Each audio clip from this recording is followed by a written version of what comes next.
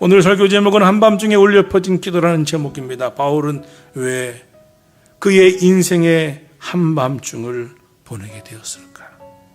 그는 어떻게 그렇게 고통스러운 인생의 한밤중에도 기도할 수 있었을까? 그 기도설은 어떻게 퍼져나가 기적을 만들어냈는가? 그 사실을 알아보고 함께 은혜 받는 시간을 갖겠습니다. 오늘 본문 말씀은 바울의 제2차 선교 여행의 빌립보 지역에서 있었던 일입니다. 그곳에 귀신 들려 점을 치던 여종 하나가 있었는데 이 여종은 귀신에 붙잡혀 점을 쳤고 귀신이 시키는 말을 했습니다. 그 일은 여종의 주인에게 돈을 벌게 해주는 일이었지만 이 여종은 너무나 괴롭고 고통스러운 일이었습니다. 그런데 그 여종 아이가 바울이 그곳에 전도를 하러 나타나자 바울을 멀리서 알아보고 따라오기 시작합니다.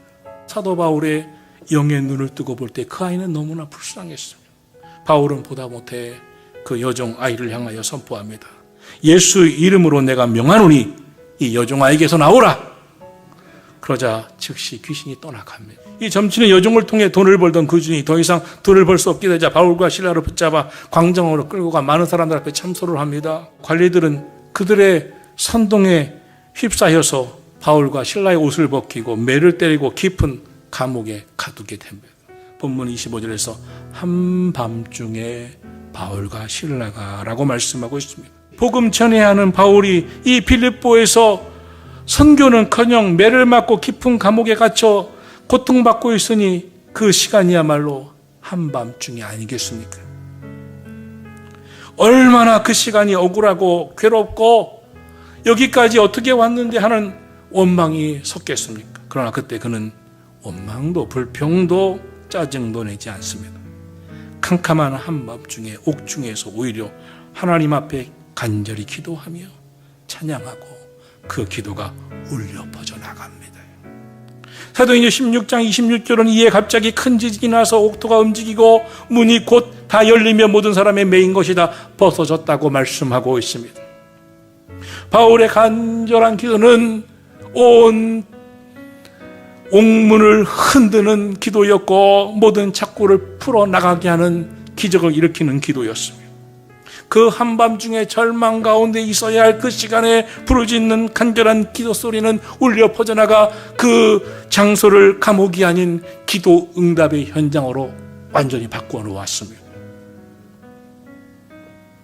기도는 기적을 만들어냅니다. 고난 중에 드리는 기도는 절망의 감동을 뒤흔들었고 이 절망의 감옥을 이 감옥에 닫혔던 문들을 열어놓았고 그들을 묶고 있었던 모든 결박을 다 끊어 놓았습니다. 사랑하신 성도 여러분, 여러분의 인생을 묶고 있는 모든 결박, 여러분의 인생의 문을 다 막고 있는 그런 모든 문들, 여러분의 기도가 기적을 일으키시기를 주님의 이름으로 축원합니다. 하나님의 놀라운 역사를 보게 된 이 간수는 등불을 들고 감옥에 뛰쳐들어옵니다. 선생들이여, 내가 어떻게 해야 구원을 얻으리까? 성경의 위대한 말씀 가운데 하나인 주 예수를 믿으라. 그래야만 너와 내 집이 구원을 받으리라. 이 구원의 말씀을 듣게 하고 온 가족이 예수님을 영접하고 세례를 받게 됩니다. 간수의 가족이 빌립보의 첫 구원의 첫 열매, 첫 성도가 됩니다.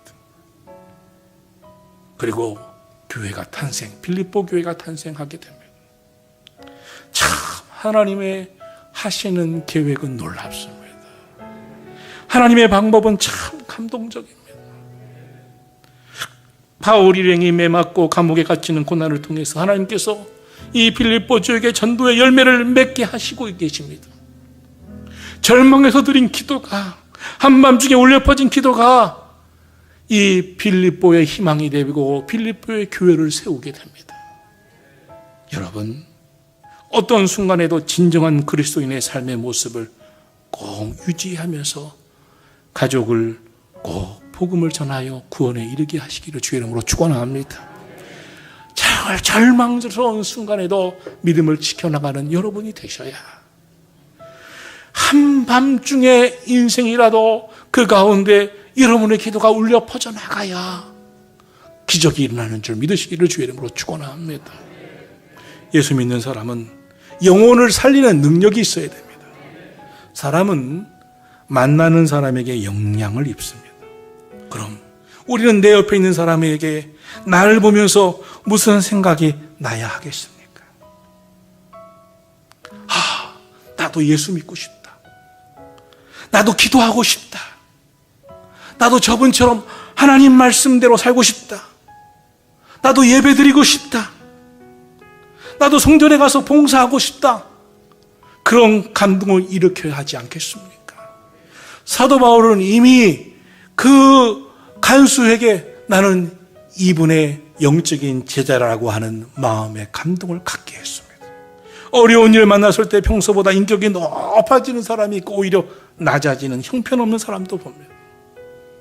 감옥에 들어갔을 때 죄수의 본성을 드러낸 사람도 있을 것이고 오히려 위대한 그리스도인의 본성을 드러낸 바울 같은 사람도 있습니다. 인생 여러분의 삶이 선한 영향력, 믿음의 영향력을 끼치시기를 주님의 이름으로 축원합니다.